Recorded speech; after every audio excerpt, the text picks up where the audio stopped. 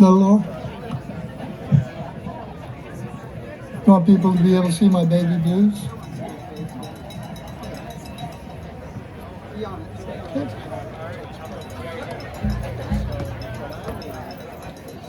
Last weekend, at least 3 Israeli cities were hit with salvos of Iranian missiles that landed unchallenged by Israel's Iron Dome.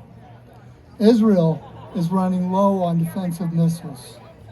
Meanwhile, despite claims of victory by our president, who is dangerously detached from reality, Iraq continues to rain missiles on U.S. military bases in the Persian Gulf, because Iran has destroyed much of the radar systems that U.S. air defenses depend on. Most of these bases have been largely evacuated. Israel has an estimated 200 nuclear weapons. According to Pulitzer Prize-winning investigative journalist Seymour Hersh, Israeli officials have seriously debated using them first if the viability of the apartheid state is threatened. That time may be coming. The entire world is in danger of being enveloped in the nuclear Armageddon. You might think the problem is that both Israel and the U.S. are being led by psychopathic narcissists who don't understand the meaning of limits. But you'd be wrong, at least in part. The U.S. and Israel have been joined at the hip since November 22nd, 1963, when Kennedy was martyred. JFK was murdered for challenging the oligarchy of his day by seeking peace when the national security state wanted to destroy Russia and Cuba, much like they want to now. It wants to now. Now we find our so-called leaders supporting genocide in Gaza and a war with Iran we cannot possibly win. And by the way, when I say our leaders, I mean Democratic and Republican leaders support the genocide.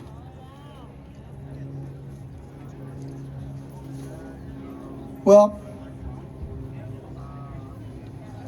Iran is 5,000 years old. It's a proud nation. They're not going to submit to some newbie at the Game of Thrones. We are witnessing an attempt to achieve what the Anglo-American Empire has sought to for over a century: Israeli regional dominance. The plan was to use Fortress Israel as a forward operating base for the empire in the Mideast. The expectation was that since Zionists would always depend on the empire for their existence, they would be manageable. But a powerful Israeli lobby has, over the decades, succeeded in convincing most American politicians that there is no daylight between the interests of the U.S. and Israel, and there should be no difference in their foreign policies. We're talking about a nation that has become increasingly racist and violent over the last decades. The rogue state of Israel. That's how Netanyahu came to be in effect, leading and dictating U.S. Mideast policy for the empire. If the problem can't be attributed solely to Trump and Netanyahu, who can we blame? Democrat and Republican politicians have been equally enthusiastic about supporting Israel's crimes since its inception.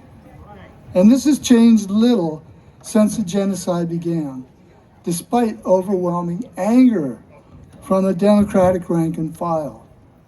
While a small number of Democrat politicians have spoken out, there are few as courageous as Jeff Merkley, and many more like Ron Wyden.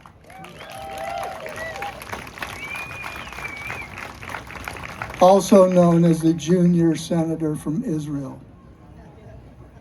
because of his faithful devotion to AIPAC. Not convinced yet that Democratic politicians won't save us? Did you hear that Democratic House Leader Hakeem Jeffries just decided to put off a vote on stripping or limiting President Trump's war powers. He put off the vote till late April.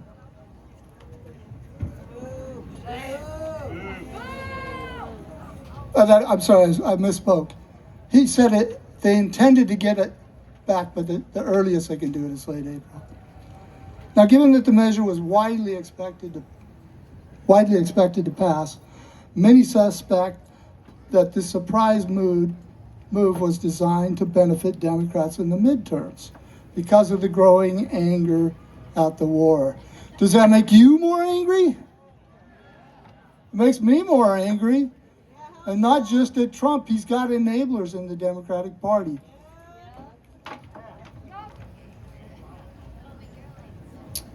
If you wince at the thought of filling up, I thought that should include this other line too. If you learned anything about fascism from Adolf Hitler, it's that all it takes for evil to succeed is for good folks to do nothing. We are working hard to defend our immigrant neighbors, but we have failed to see the connection between what is being done to them with what is being done to Palestinians and what is about to happen to us. If you wince at the thought of filling up your gas tank now, just wait until you see the price of gas, food, and other necessities by the time Jeffries and other liberal heroes get around to voting on limiting Trump's power to wage war unilaterally. There will never be a return to normality if this results in the abandonment of the dollar as the world's reserve currency, which appears inevitable at this point. If you don't understand the significance, I'm sorry, I only have 5 minutes, I can't explain it, look it up. The dollar system is about to collapse. Many criticize national leaders of Indivisible for failing to include a call for hands-off Palestine at the first No Kings. That same leadership has failed to make ending the Iran war a priority in this one. I am encouraged by the fact that local Indivisible organizers see fit to follow their consciences and demand that we stand up for all victims of imperialism, wherever they are. Let us dedicate ourselves today to using the power of our anti-fascist movement to build a genuine anti-war coalition centered on justice for Palestine and the other victims of the empire, including you and everyone you love.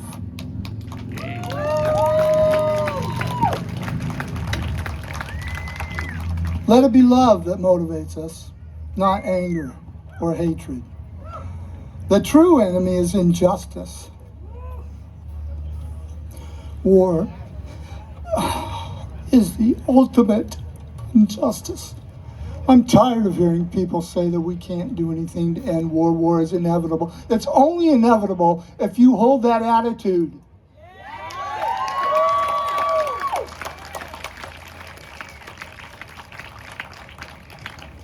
We fight again, not out of hate of the aggressor, but because of our love for the victims. We can no longer afraid to pick which injustices to challenge and which to live with. To paraphrase King, tolerating injustice anywhere is a threat to justice everywhere. Thank you.